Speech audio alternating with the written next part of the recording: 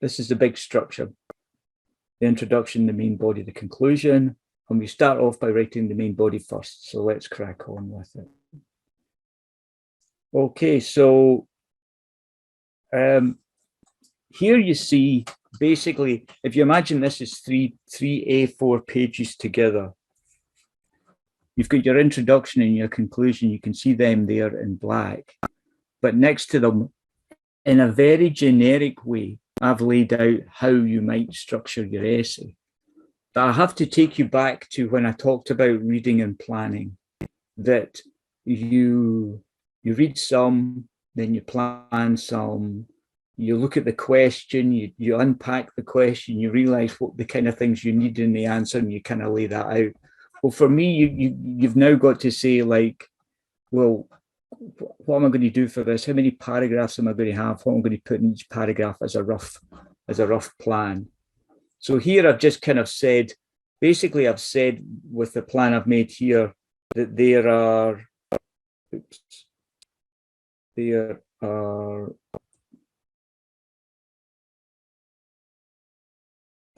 3 themes, but each theme, funnily enough, is broken down into 3 bits: point A, point B, point C. Point A, point B, point C. So what I'm saying is that, you know, maybe the first part is talking about the subject that you're going to evaluate. So that's the first theme. What is it I'm evaluating? Then the second theme is talking about the pros and cons around each theme, or the strengths and weaknesses of the actual evaluation itself. How well does this work? How does it not work? What's its benefits? What's its drawbacks? You know, so point A might be all the benefits. Point B might be all the drawbacks, and point C might be some kind of discussion or something. And then the third theme apparently is only 1 paragraph's worth. All I'm saying is you break it down, and you kind of know what you're expecting to do. So you've got to lay out my argument, you've got to lay out some kind of structure to do that. Another way of doing it, interestingly, is what I started to do during my master's was I'd open up a Word document, and I'd be looking at the question, and I'd be looking at what I'm reading, I'm looking at what I'm finding out, and I would just start to put in headings in bold that I knew that roughly I had to do to put things in about this. So I'd put the headings in, and then when I read something and I found something out, I would maybe start to type it up and put it in, and I would construct it that way. So I could kind of construct it as I was going. So, but the thing is, when it's finished and you're looking at it, that's the way it should look. It should have some kind of logical order, and it breaks it down into paragraphs.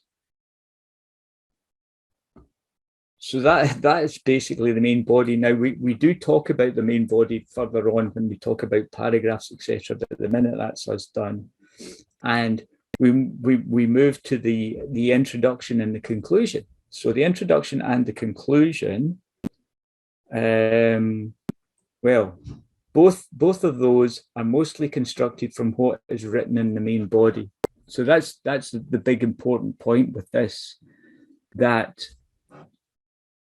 you construct, a lot of what you construct or put in the introduction is explaining what the main body is about. So it's best to do the main body first, look at it, and then summarize that and put it in the introduction, and then summarize that and put it in the conclusion. So write the main body first. Don't worry about the introduction. Don't worry about the conclusion. And the reason for that is, what is the reason for that? The reason for that is, when you're writing, if you wrote your introduction and said this is exactly, if you wrote your introduction and you said this is exactly what I'm going to do, and something changed, because things change in essays as you write them, you might get a better structure, you might think about it in a different way, you might add something new, that you've got to change your intro to match that. So if you leave it to the end, you know you're guaranteed that your essay's finished, the main body's finished, your introduction is definitely going to match it, and you're not going to have to change it. I guess that's the real reason. That's the real reason. Okay. So let's talk about the introduction first.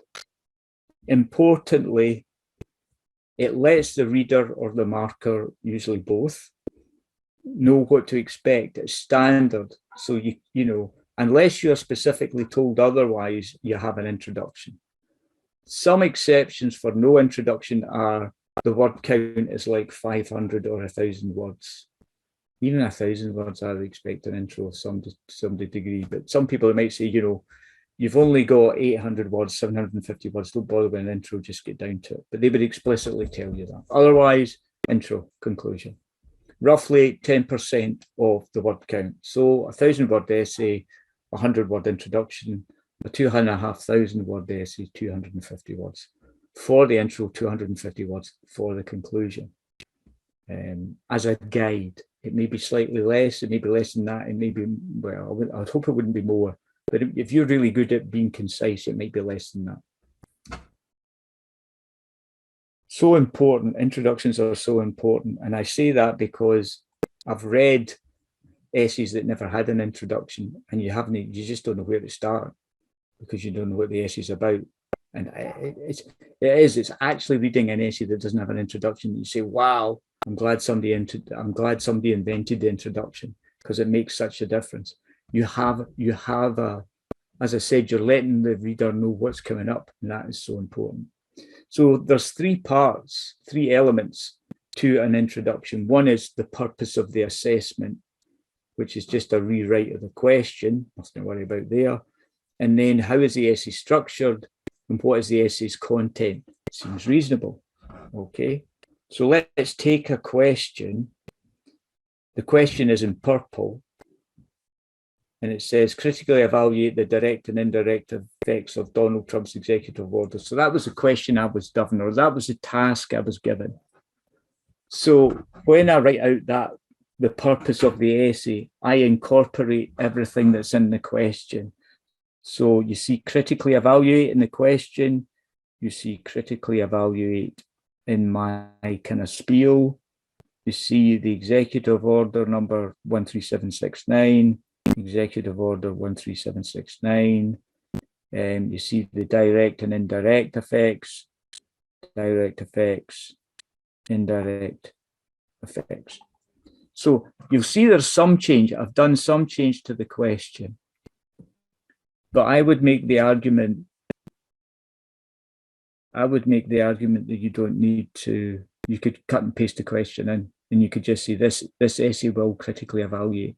If you can make subtle changes and stuff, that's fair enough. Just makes it a bit more, you know, you put a bit more effort in, that might be recognized. But if you just cut and paste the question in, it's the one time it's not plagiarism. It's the one time they can't touch you for it, just cutting and pasting it in, because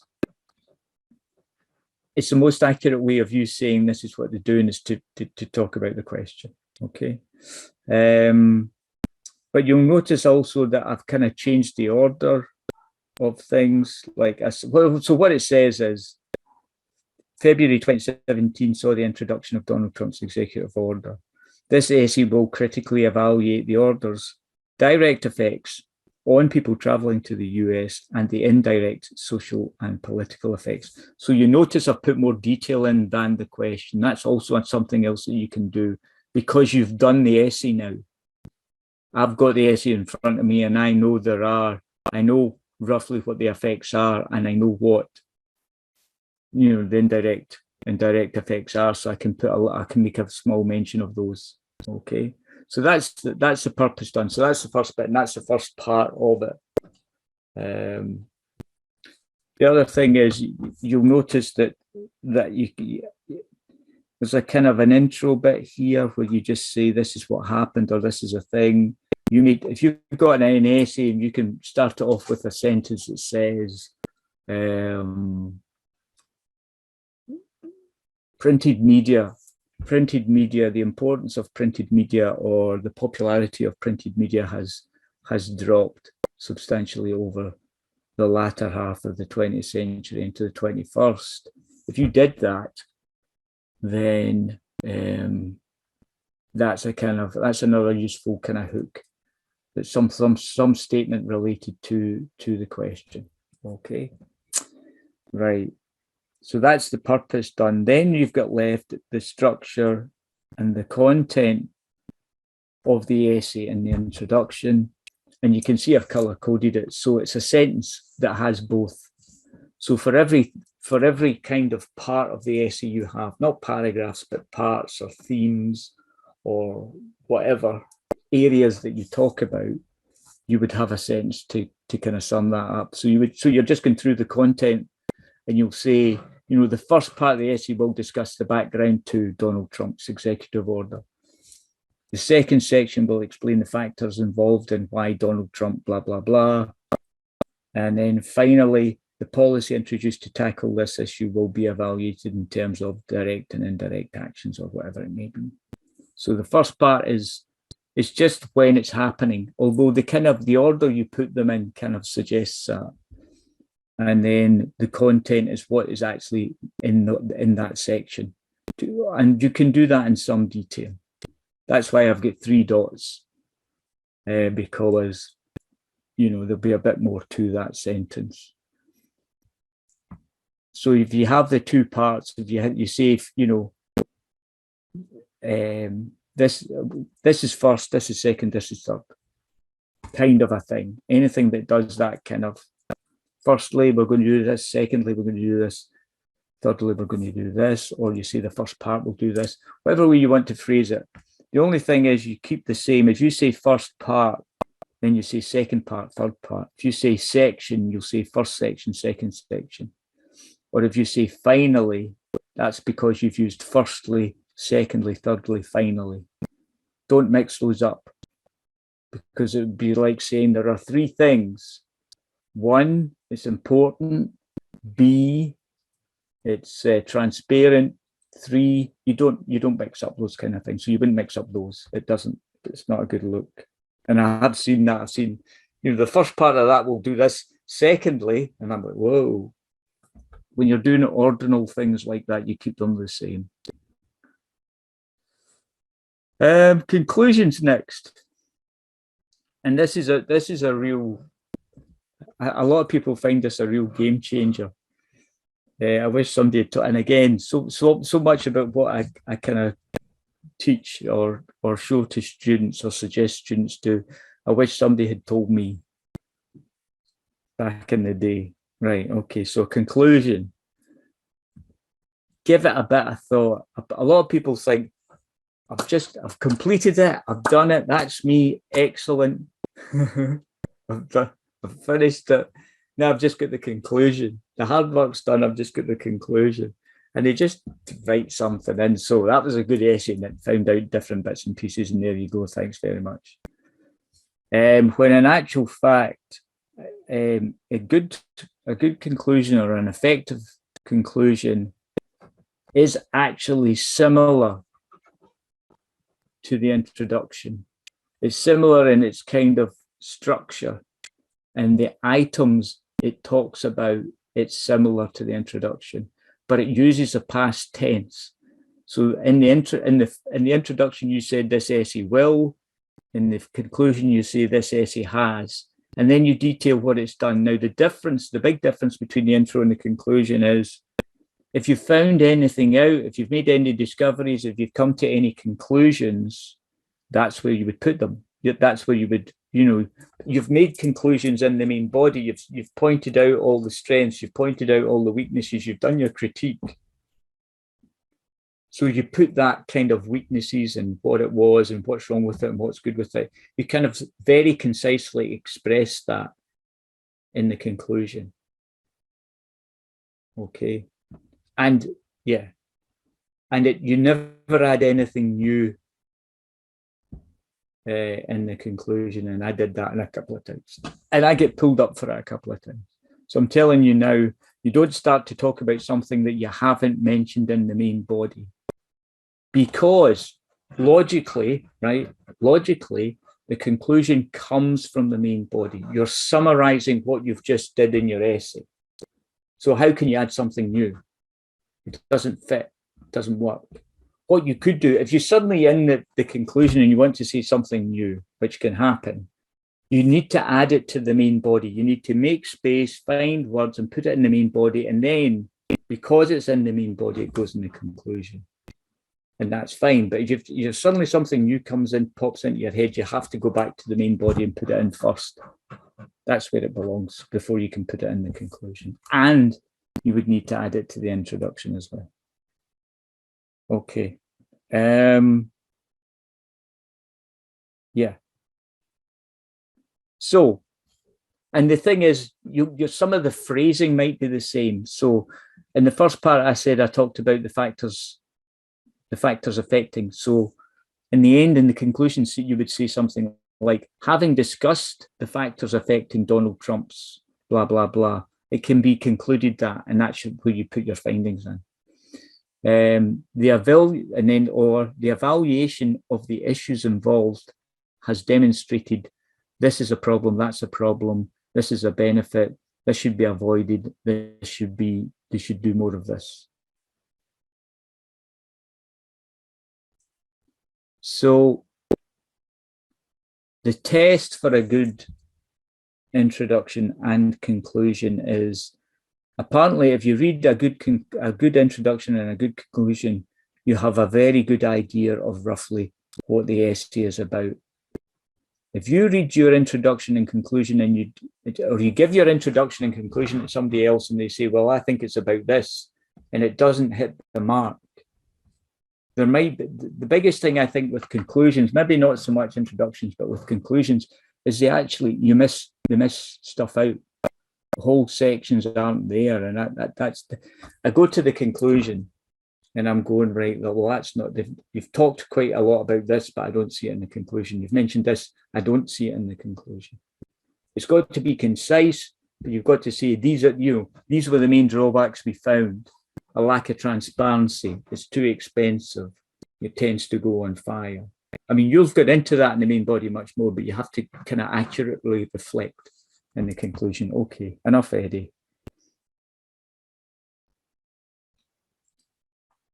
So that's the intro with the conclusion, the main body in terms of the structure we've discussed.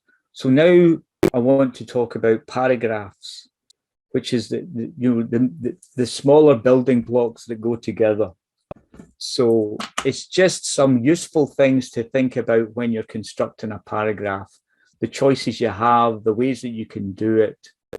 That's what this part is basically about. So an effective paragraph, talking theoretically or giving an overview before we get down to it, an effective paragraph has one main idea, is easy to understand, and the thing I think I'm going to add in after that is it has a point. It makes a point, okay, which can be summed up. Now, the reason I say one main idea is often students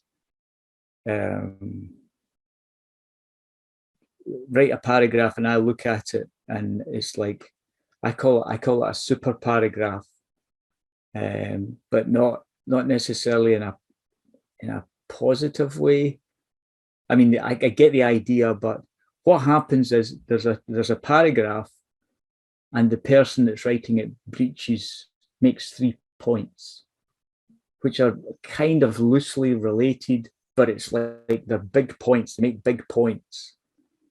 And I'm immediately go, well, I don't immediately go because I'm pretty slow, but eventually I say, each of these are all relevant points. These are things you should talk about, like, absolutely. So there's nothing wrong with it in that way. Everything you've put in there is relevant.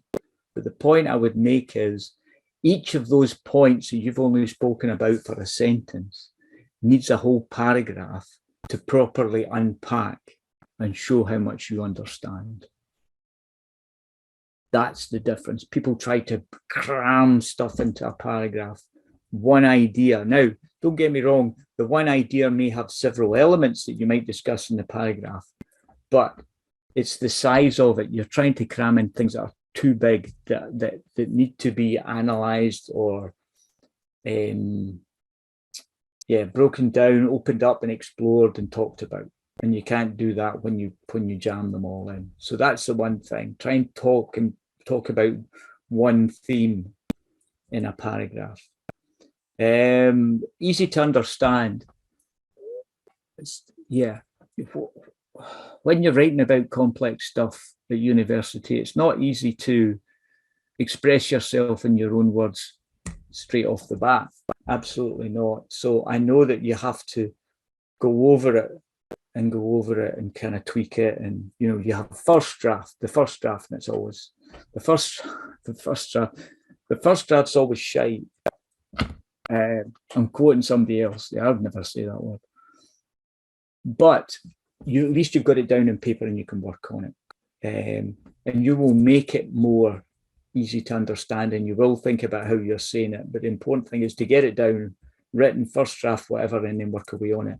And I think that so many students would do a lot better in some of their work because, and they admit it themselves, it's because they've not given themselves enough time.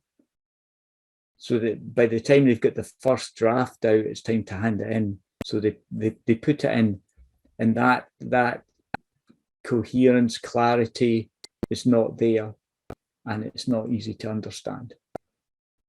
And it suffers, your mark suffers for that. So often I see in essays, do you know, I know what they're trying to say. They're not quite saying it, but I know what they're trying to say. And that's a shame. Okay, so that goes back to, you know, having an effective paragraph is in part that you've given yourself enough time. So the elements, the kind of things you tend to get in elements in a paragraph are quite simple. There's a topic sentence, a statement, an opening statement for a paragraph, or what we call a topic sentence, or in fact an intro. It's an intro. A sentence that introduces a paragraph before you start talking about it. Then you'll have the next part of a couple of sentences that develop the main point. So you've kind of said, I'm going to talk about this, and then you talk about it.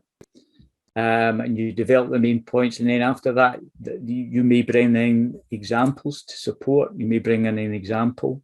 Now, okay, so you bring in examples, and then you'll conclude with a student voice, and we'll go through what that is, but there's a conclusion, and that conclusion is something you should write. It's just a sentence or two, maybe just one sentence, and then there may be a link to the next paragraph or what's coming up next. So I want to look at all of these things in a paragraph. So I think I don't know what happened there, but this is partly real, partly somebody's work, and it's partly something I've done, because there's no way that this reference Smith and Jones, these can't be real references anyway. Never mind. Right.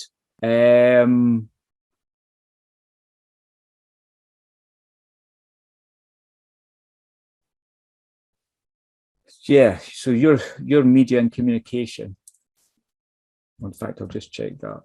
I just did and I've already forgotten. Yeah, your level 1 media and communication. So you probably have not heard of a thing called corporate social responsibility. Does anybody know about corporate social responsibility?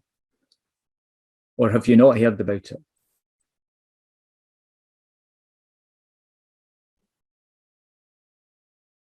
Anyone? Corporate social responsibility, have you heard of that?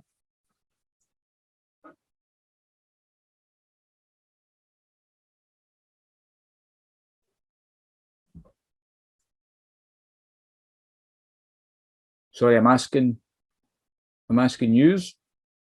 Anyone?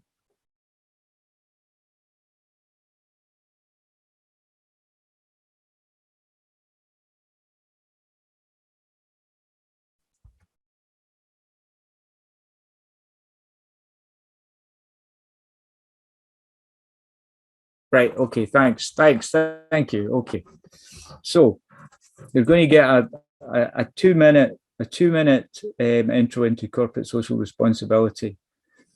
Basically, it's business ethics. It means if you conduct business, you do it in an ethical fashion. So if we consider ethics, if you do something ethically, you're trying to do no harm.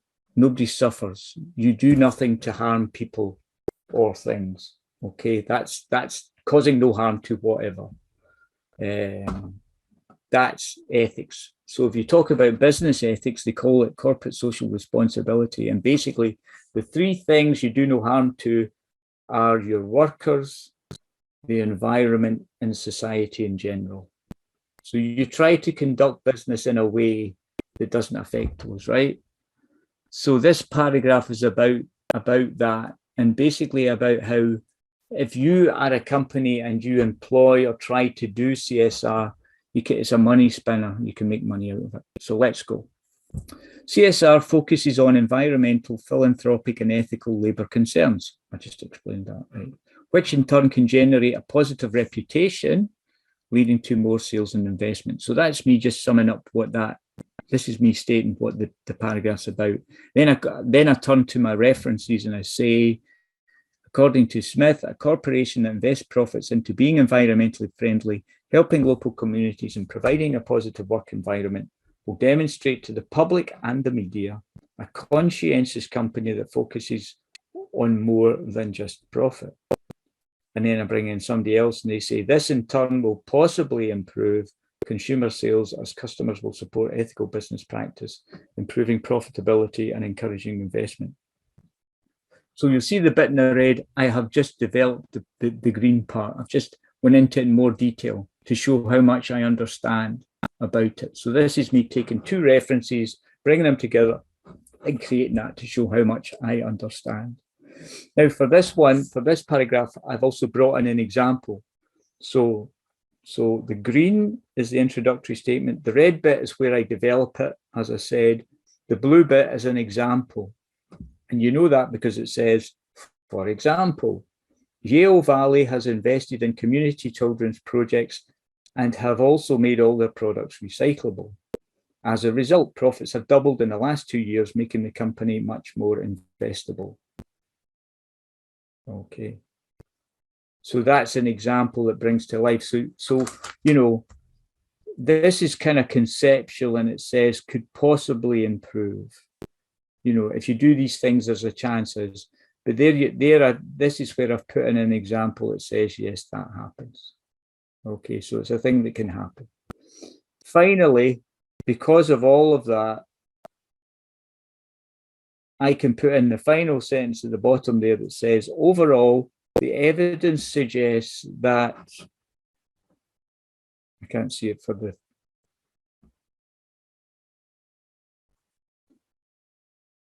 sorry, I've got a wee thing up here and it's not going away. Why is that? Come on. Anyway, overall suggests that having CSR improves brand image and productivity. Okay, so that's the sum up. Now, I'll explain that later about what that brings.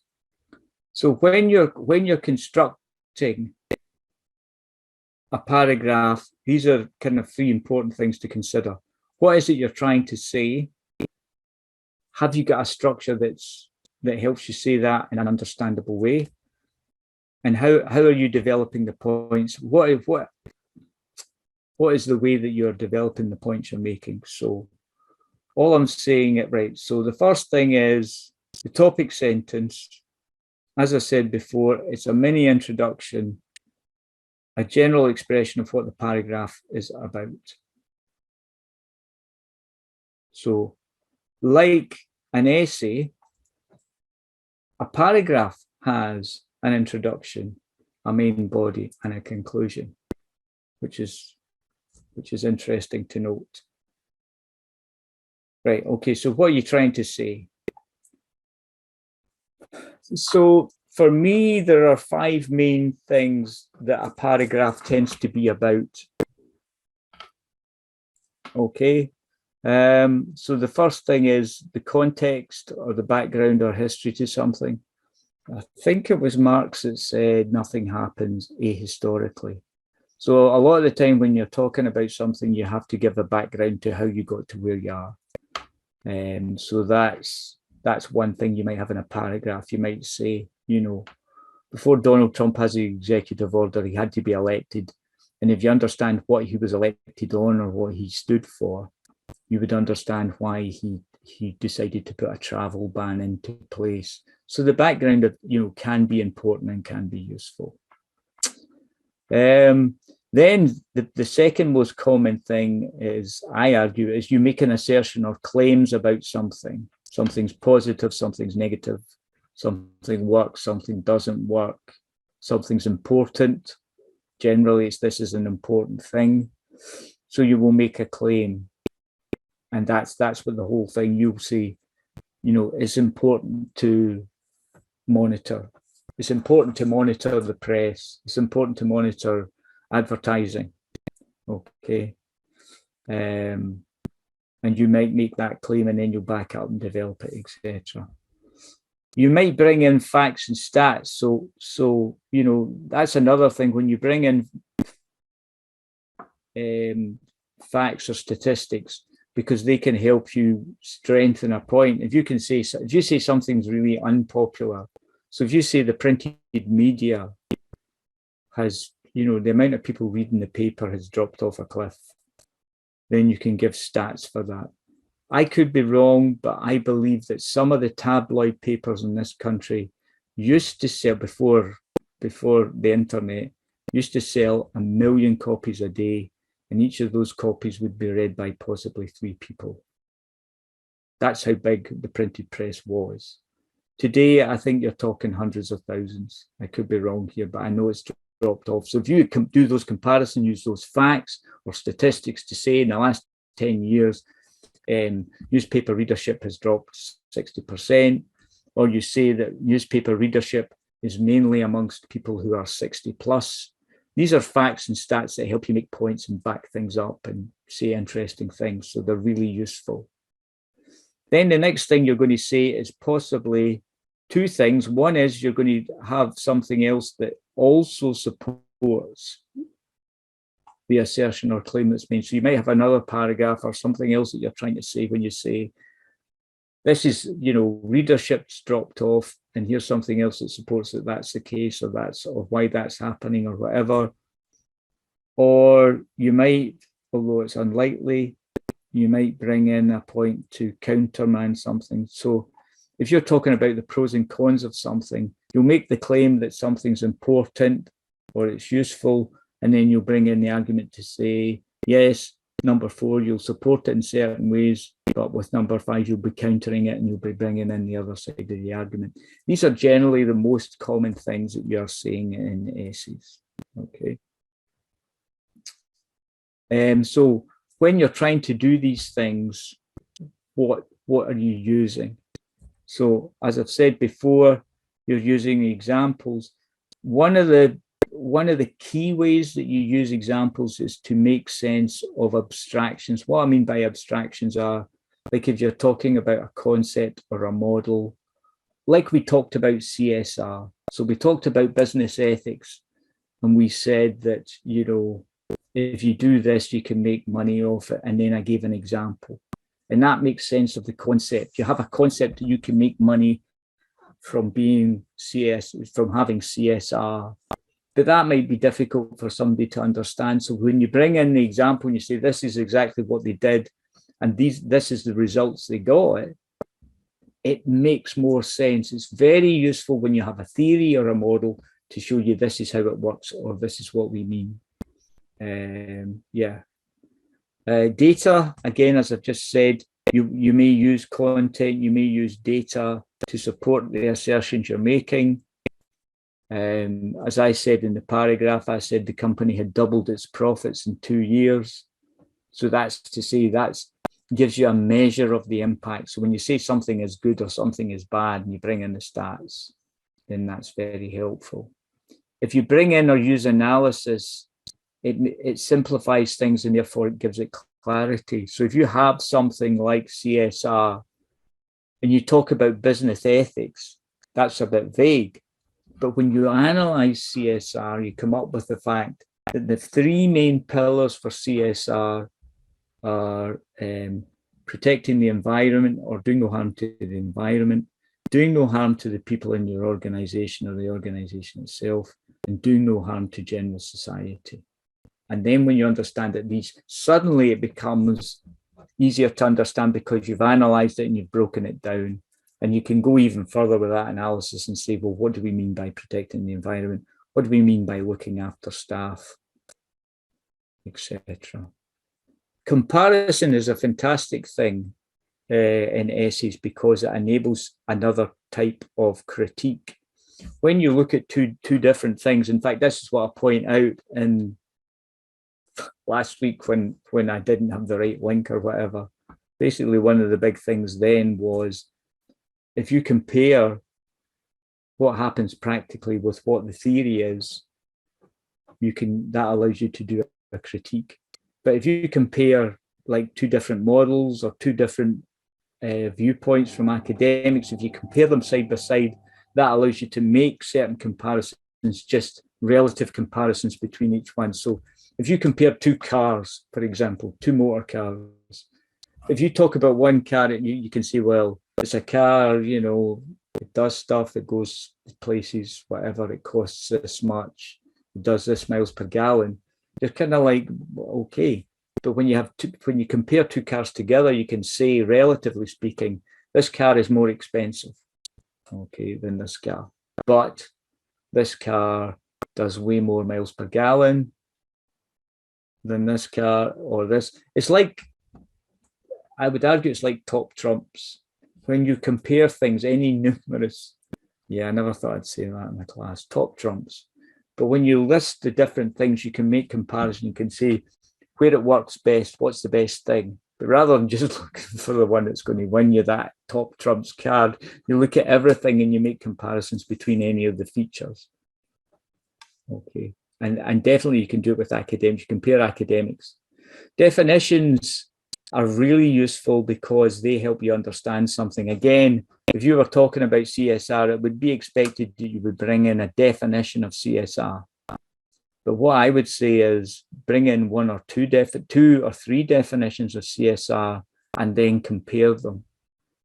Because what that will do is that will give you a complete understanding of all the different ways in which people think about CSR. So people might have definitions that put a different emphasis on different things. So if you bring in the definition and then you kind of compare them, you can have a discussion about definitions. And then when you kind of summarize it and say, to some extent, all the definitions have a consensus. They all share this thing, but some definitions put more importance in this, and some people think this is more important.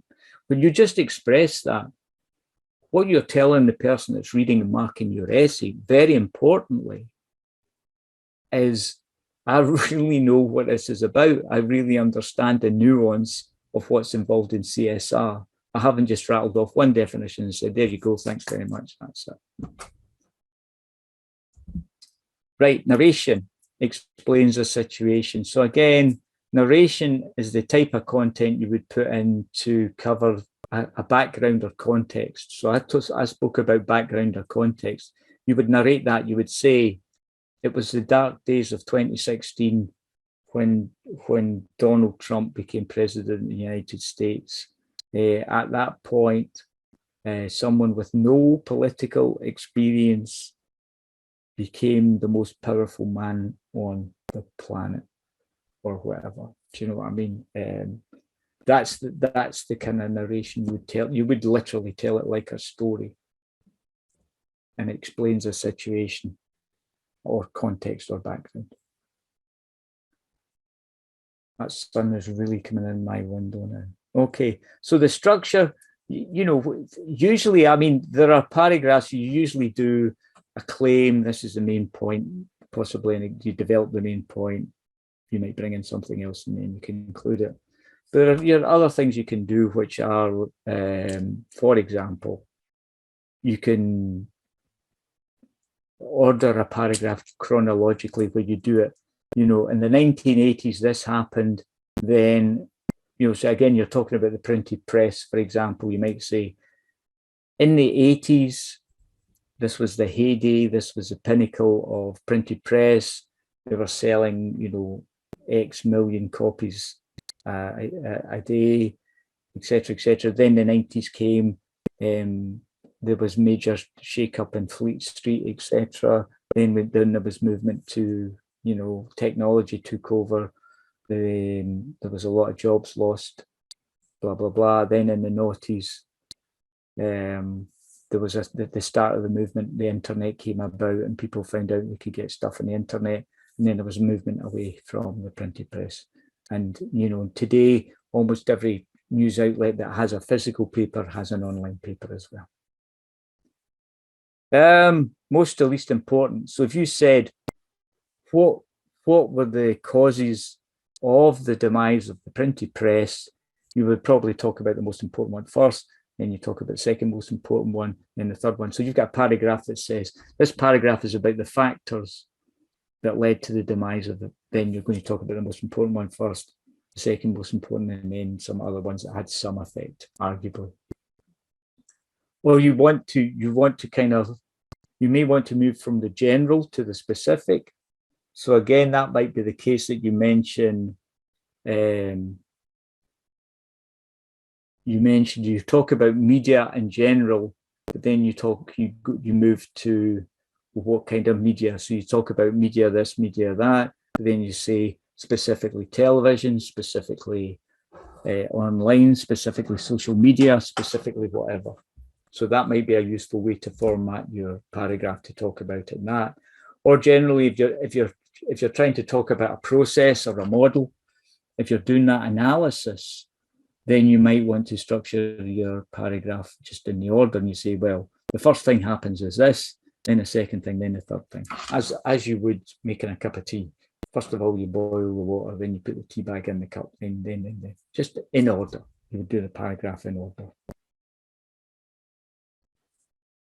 So this is, I just returning to this, the concluding voice, and just to kind of make this point.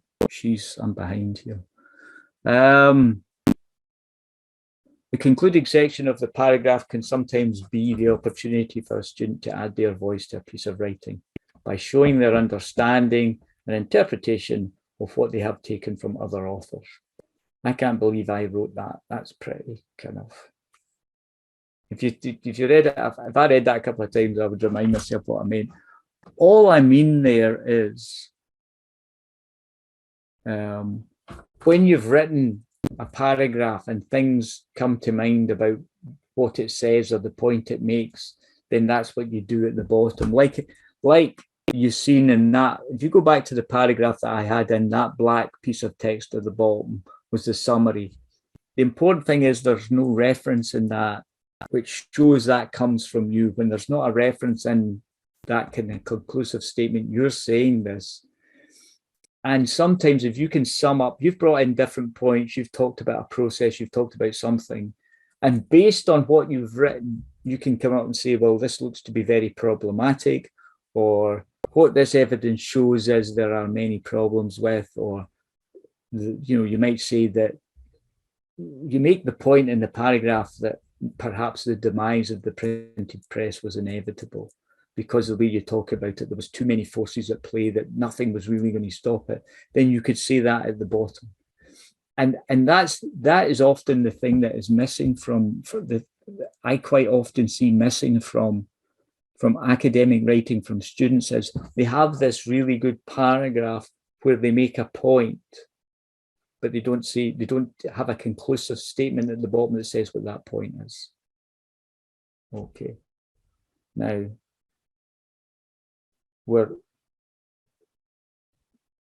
here are some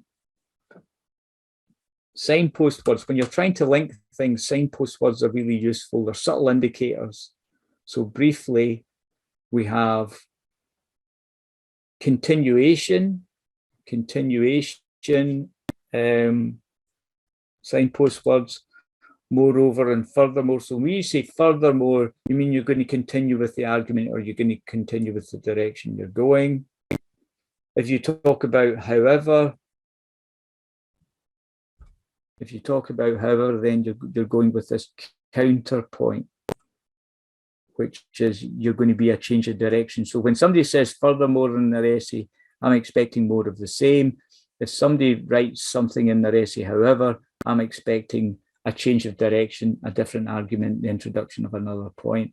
And then when they're trying to sum something up and they're coming to, some point, they're going to try to make a point or conclude, then therefore or consequently are going to appear, and I'm going to say, right, consequently, what's the point you're going to make? So they're really useful, they're very subtle, but they're another signposting way to guide the person through what you're writing.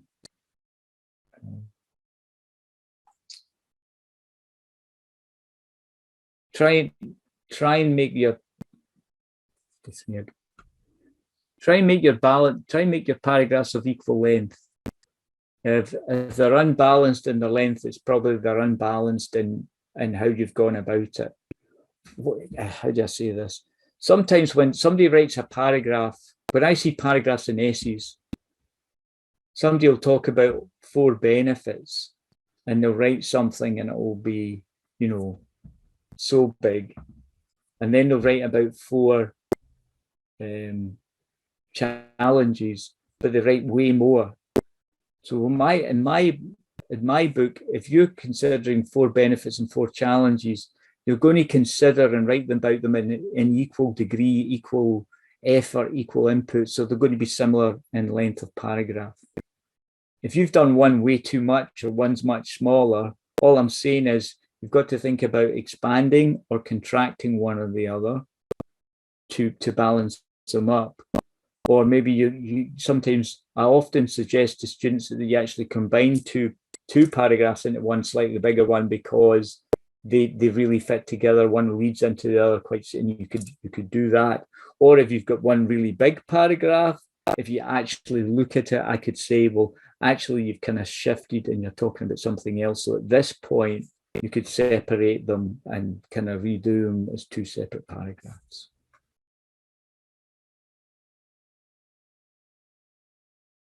Yeah. Final point, and then we're going to stop. There are some other slides. You can take your time and look at them. It's not the most important. I think we've got over structure. The structure's done. The rest of it is pretty much just what it is. It's just hints and tips about writing. So either rereading it yourself or asking your family and friends to read over your work can be very useful. The best compliment you can get from somebody who reads your work is, I understood it and I learned something. That's all they need to say. And if you told them the question and you said to them, having read that, how would you answer that question, or what do you think? They should be able to say, well, I understand all these benefits and I understand these challenges, I understand. And they hopefully are going to say what you say. They're going to say, yeah, I think that was a bit messed up, or I think that's a really good thing, or whatever. But that's the important thing. And then if they turn around, if your family and friends turn around and say, oh, I don't know, I kind of get a bit lost, or I didn't understand this, or then you've got to look to improve your structure or your linkage to make it flow better, to make it more understandable, maybe a bit of rewriting. Okay. So at that point, that's a good point to stop. The slides will go up. There are a couple of bits, but I think they have notes on them. They're fairly self-explanatory. They're just things to look out for. This is a jam-packed class, and I think I've just ran out of road. Thank you so much for coming along today.